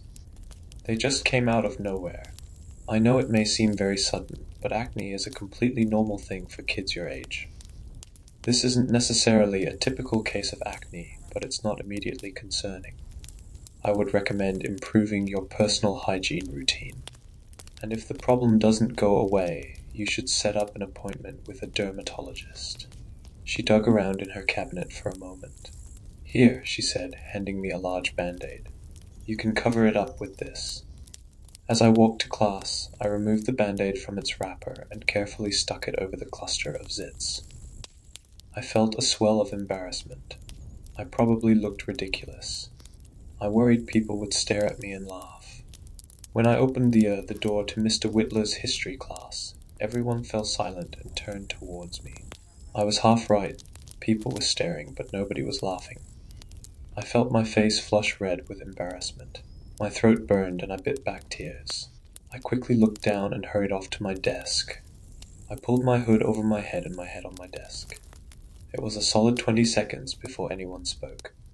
Mr. Whitler nervously cleared his throat. As I was saying, the Native Americans alleged that the United States had violated their treaty by allowing settlers past. Most of my classmates' attention had turned back to Mr. Whitler, but I could feel a couple gazes straggle on me. I already knew that the reaction I got wasn't just because of a silly-looking band-aid. But that didn't stop my heart from sinking into my stomach as I snuck a peek at my face in the warped reflection of the metallic table leg. The entire left side of my face was covered in clusters of angry red zits. From the bottom of my jaw to just above my eyebrow, my skin was entirely composed of pimples, none of them more than 1/10 of an inch apart. I looked like a mutated, deformed monster from some old movie. I started to feel lightheaded. I waited for class to end. It felt like forever. I didn't look at my reflection for the rest of my class, because I worried that if I did, I would burst out into tears and draw even more attention to myself. When the bell rang, I pushed past everyone else and quickly walked to my car, keeping my head down the entire time.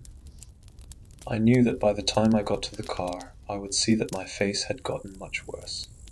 But when I got onto the jet black asphalt of the parking lot, I realized how much worse it was without even seeing my reflection. You know how when you close one of your eyes, you can see your nose at the edge of your vision? And it looks out of focus and blurry, and it obscures your vision a bit. My vision was obscured by tiny blurry dots around my eyes, like specks of dirt around the frames of your glasses. I reached up to my face and felt the area around my eyes, and sure enough, there were zits. One protruding out of my upper left eyelid, another nestled into the corner of my right eye. In fact, now that I was paying attention, I realized that when I blinked, I couldn't close my right eye all the way. I drove straight home. It was one of those drives that seems to last forever. It was like when I was a little kid getting sent home from school early for misbehaving, and I would sit in the back seat waiting for my mom or dad to chew me out in uncomfortable silence. Except this time I was all alone. After I pulled the car into the driveway, I turned off the engine, I Googled and called around, and started trying to set up a dermatologist appointment as soon as I possibly could. Eventually I found a doctor that could see me the next morning at 5 a.m. After I set it up, I just sat in the car for a few minutes thinking, God, what will I tell Mom and Dad when they get home? What will they think of me? Maybe this was a silly thing of me to think. They were my parents. Of course they would support me and try to help. But I guess part of me didn't want to see them look at me with the same look of disgust everyone else had. It was around 1 o'clock when I got out of the car. I realized that I hadn't eaten all day, so I went to the kitchen and started making myself a peanut butter sandwich. I didn't have the energy to make anything else.